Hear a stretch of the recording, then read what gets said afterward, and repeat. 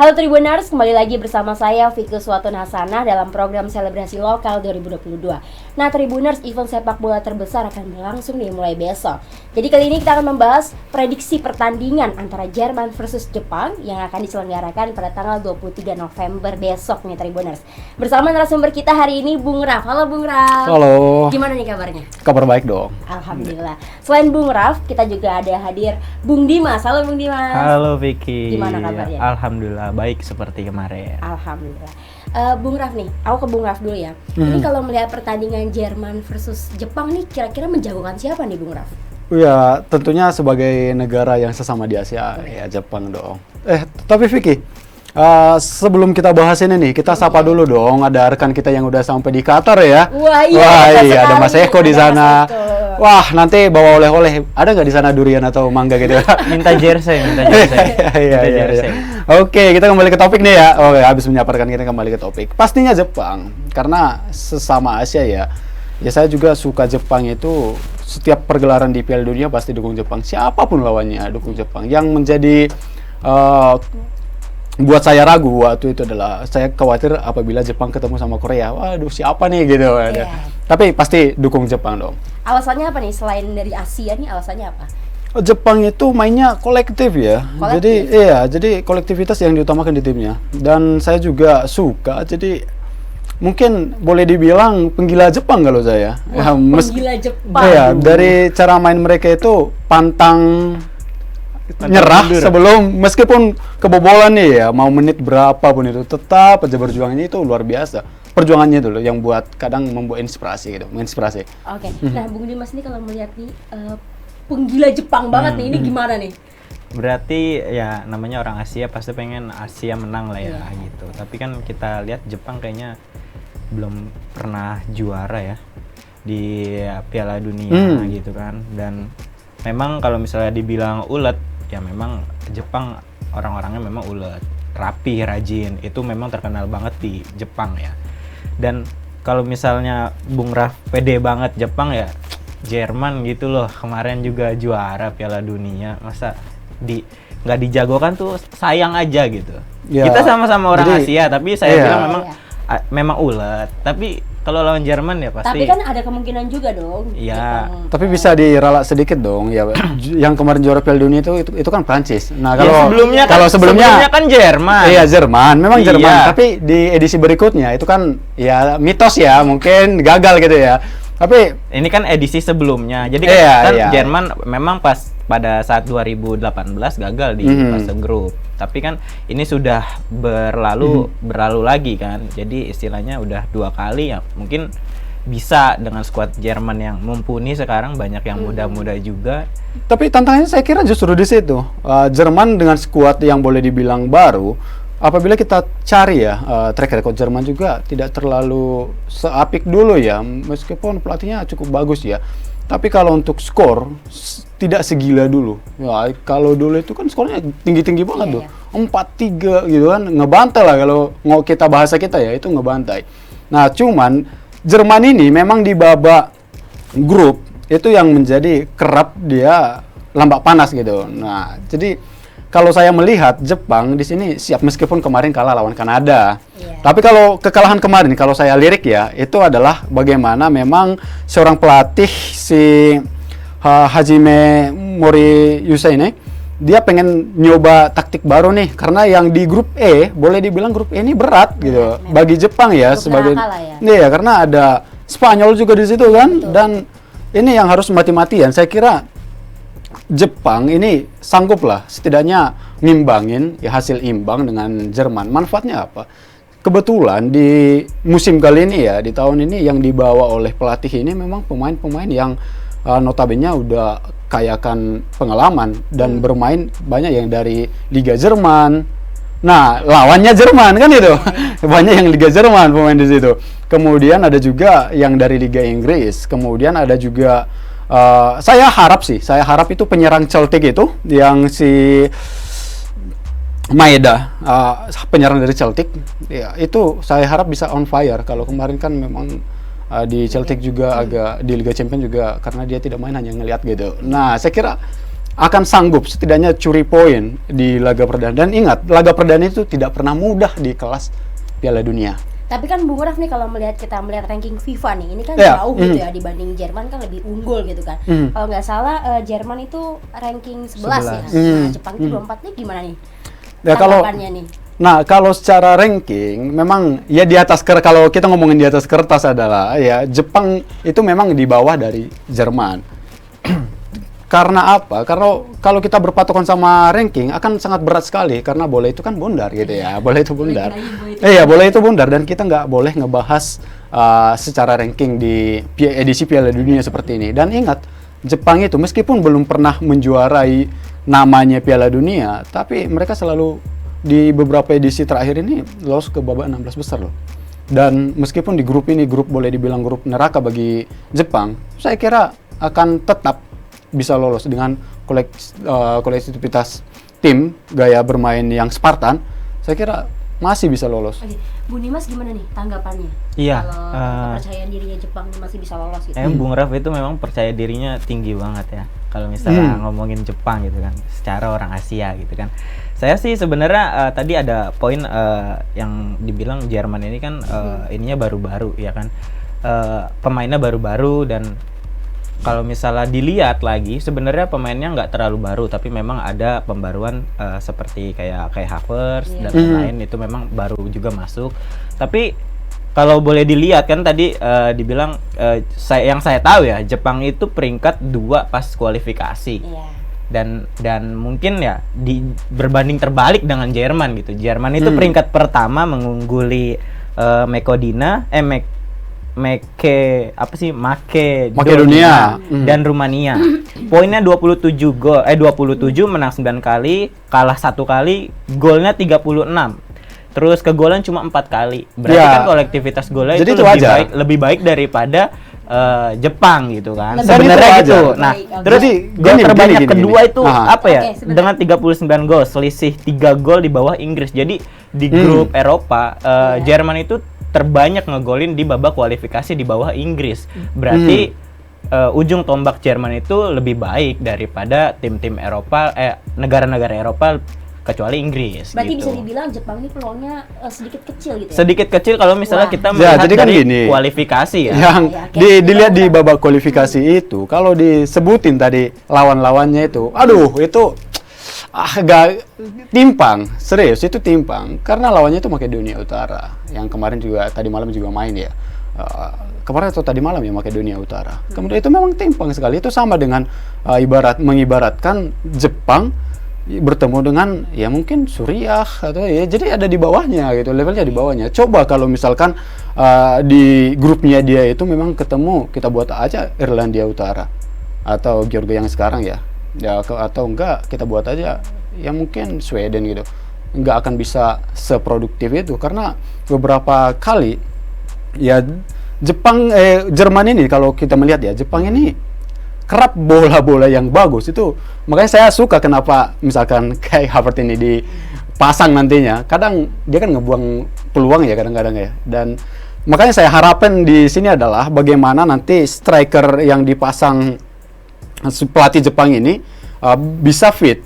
Ya, khususnya itu ada si Maeda ini yang dari Celtic ini, atau enggak memang ada juga ya cukup banyak juga ya, ada pemain Real Sociedad, ada Kubo di situ, Takeshi Kubo, dan itu bisa ngasih umpan-umpan yang brilian. Nah, cuman di sini yang saya nantikan adalah strategi apa yang akan dilakukan oleh pelatih ini.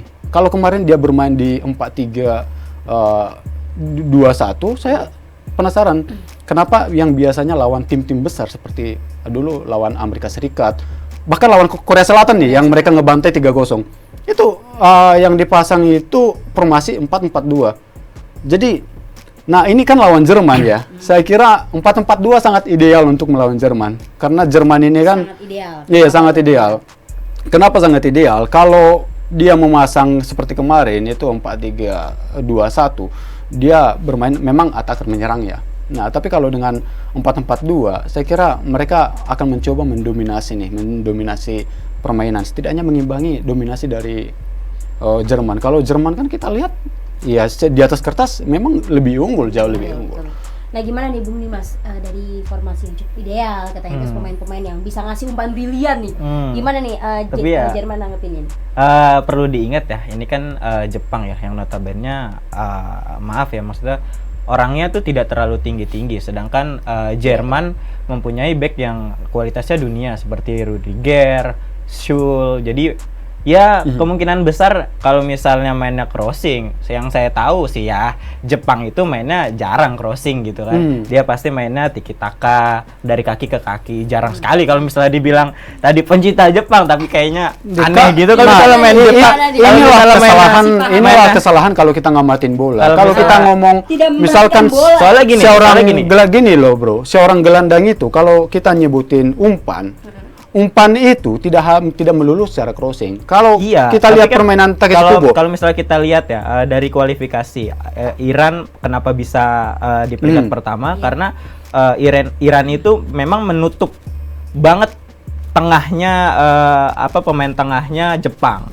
Jadi Iran itu posturnya kan hampir mirip seperti pemain-pemain Eropa ya, tinggi jangkung. Nah, itulah yang kelemahan Jepang itu loh. Jadi memang dia karena main dari kaki ke kaki, dan kalau misalnya lini tengah Jepang itu nggak bisa explore di lawan Iran, apalagi lawan Jerman gitu. Jerman ini udah kelas dunia banget justru gitu. Itu yang saya sebutkan. Justru itu karena memang di sini ada yang saya sebutkan. Kemarin saya nonton lawan Kanada, memang kalah. Saya juga kaget kenapa kalah bisa melawan Kanada, bisa kalah gitu. Secara Kanada itu memang ada pemain dari Lille dari Liga Prancis, ada David di situ, kemudian ada dari pemain-pemain ya yang berkarir di Liga MLS Amerika Serikat. Iya.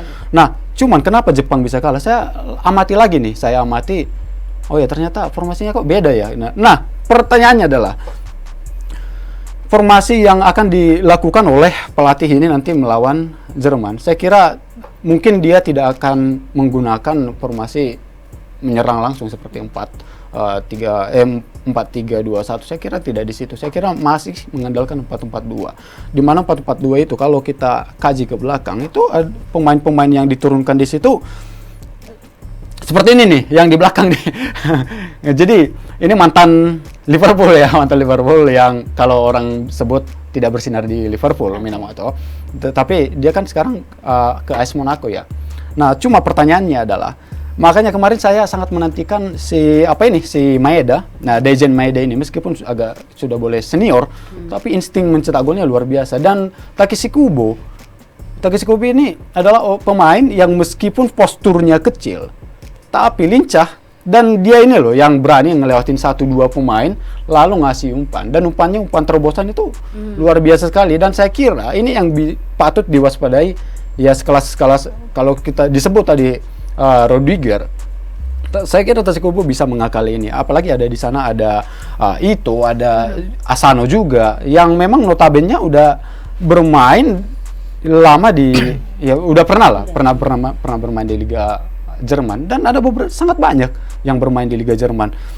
Kalau kita sebut misalkan ada Ito, nah itu kan bermain untuk Stuttgart ya, dan kemarin Stuttgart juga lumayan bagus lah permainannya. Kemudian ada juga dari Bochum itu yang si Asano, meskipun secara peringkat di Liga Jerman tidak bagus, tapi tidaknya pengalaman itu yang bagaimana permainan di Liga Jerman yang bisa dipelajari oleh mereka.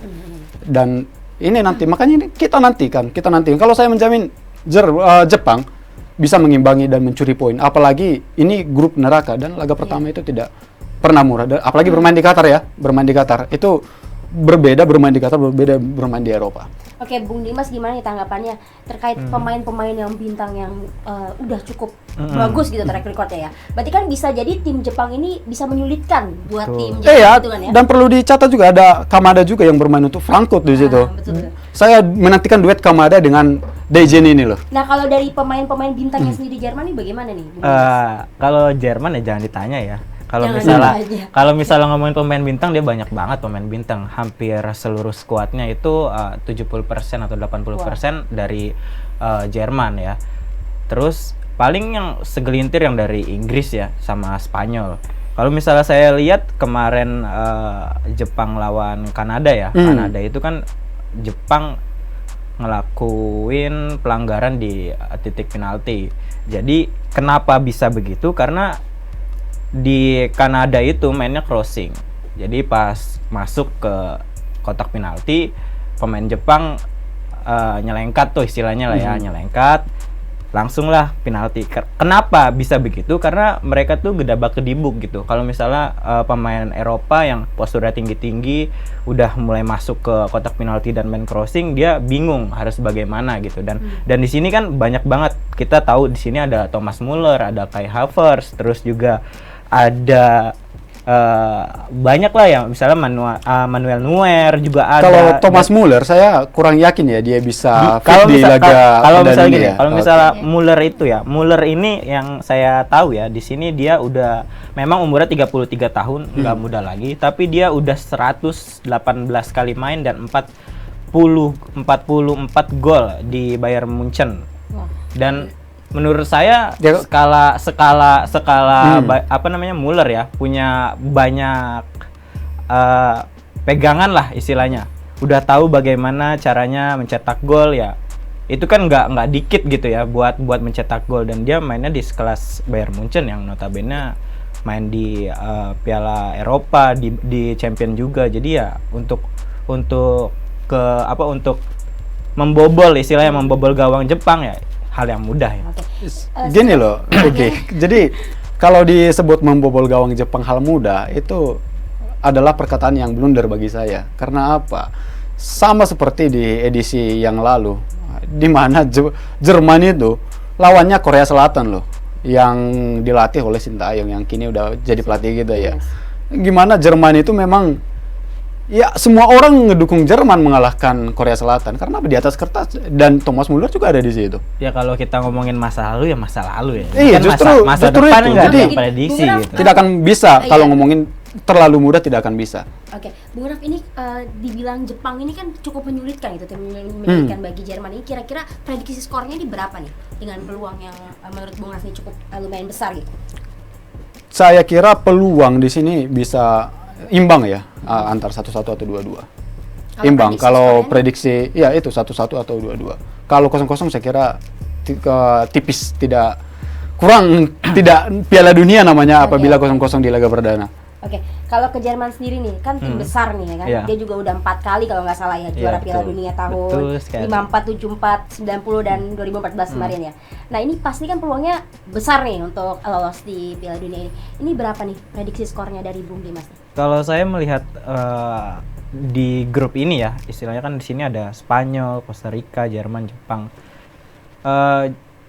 Pasti banyak orang yang bilang lah ini Spanyol dan Jerman menang nih, jadi juara dan runner up lah minimal. Dan kalau misalnya ngelihat Jepang, mungkin saya akan memprediksi 2-0 buat Jerman. Oke, 2-0. 2-0. Kayaknya Jepang nggak akan sulit buat nembus. Ya kita lihat aja nanti. Jerman. Kita lihat aja nanti. Oke, demikian Tribuners ulasan dan prediksi dari Bung Raf dan juga Bung Dimas. Terima kasih Bung Dimas dan Bung Raf sudah terima kasih di selebrasi lokal 2022. Tribuners, terima kasih juga sudah menyaksikan. Kira-kira kalian menjagokan siapa nih Tribuners? Jepang ataukah Jerman nih? Tulis di kolom komentar ya.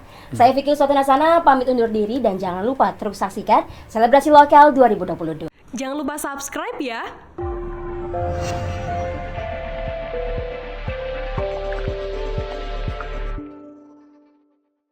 Jangan lupa subscribe ya.